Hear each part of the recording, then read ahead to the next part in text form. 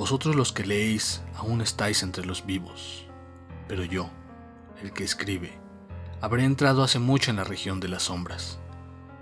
pues en verdad ocurrirán muchas cosas, y se sabrán cosas secretas, y pasarán muchos siglos antes de que los hombres vean este escrito, y cuando lo hayan visto, habrá quienes no crean en él, y otros dudarán, mas unos pocos habrá que encuentren razones para meditar frente a los caracteres aquí grabados con un estilo de hierro. El año había sido un año de terror y de sentimientos más intensos que de terror, para los cuales no hay nombre sobre la tierra,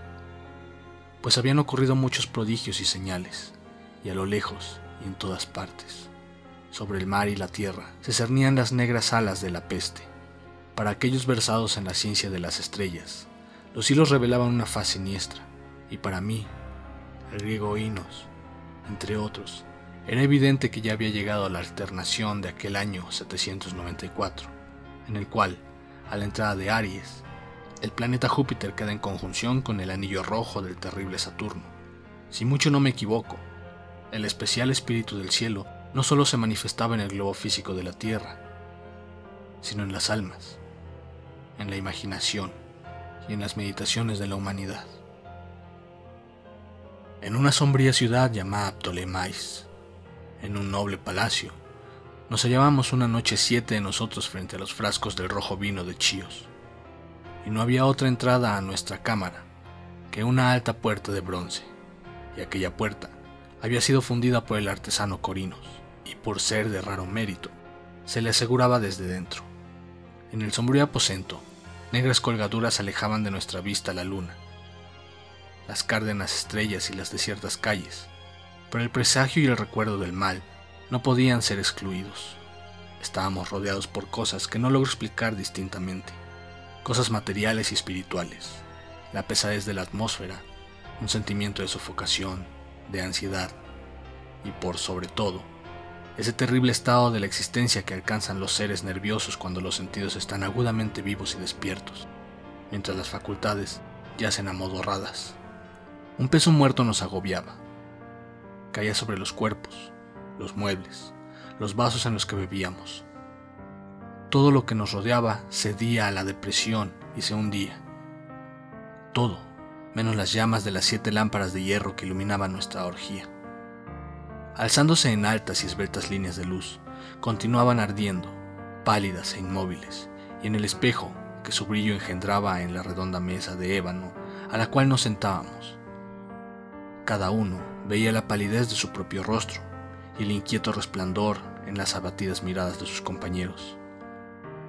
Y sin embargo, reíamos y nos alegrábamos a nuestro modo, lleno de histeria. Y cantábamos las canciones de Anacreonte, llenas de locura, y bebíamos copiosamente, aunque el purpúreo vino nos recordaba la sangre, porque en aquella cámara había otro de nosotros en la persona del joven Zoilo, muerto y amortajado, ya se atendido cuán largo era, genio y demonio de la escena. Ay, no participaba de nuestro regocijo, pero su rostro, convulsionado por la plaga, y sus ojos, donde la muerte solo había apagado a medias el fuego de la pestilencia, parecían interesarse en nuestra alegría, como quizá los muertos se interesan en la alegría de los que van a morir. Mas aunque yo, Oínos, sentía que los ojos del muerto estaban fijos en mí, me obligaba a no percibir la amargura de su expresión, y mientras contemplaba fijamente las profundidades del espejo de ébano, cantaba en voz alta y sonora las canciones del hijo de Teos. Poco a poco, sin embargo, mis canciones fueron callando, y sus ecos,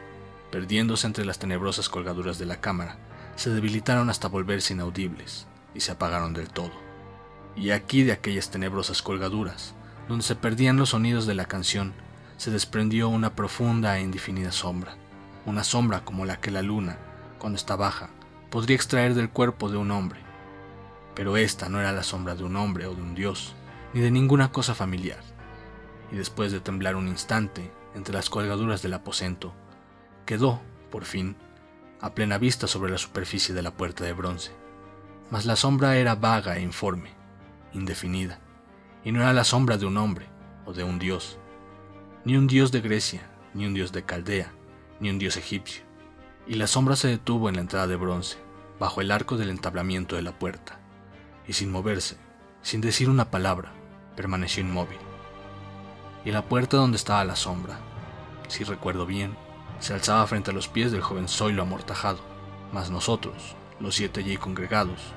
al ver cómo la sombra avanzaba desde las colgaduras, no nos atrevimos a contemplarla de lleno, sino que bajábamos los ojos y mirábamos fijamente las profundidades del espejo de ébano, y al final, yo, oínos, hablando en voz muy baja, pregunté a la sombra cuál era su morada y su nombre, y la sombra contestó: yo soy Sombra, y mi morada está al lado de las catacumbas de Ptolemais, y cerca de las oscuras planicies de Clíseos, que bordean el impuro canal de Caronte. Y entonces, los 7 nos levantamos llenos de horror, y permanecimos de pie temblando, estremecidos, pálidos, porque el tono de la voz de la sombra no era el tono de un solo ser, sino el de una multitud de seres, y, variando sus cadencias, una sílaba a otra, penetraban oscuramente en nuestros oídos, con los acentos familiares y harto recordados de 1000 y 1000 amigos muertos. Sombra. Edgar Allan Poe.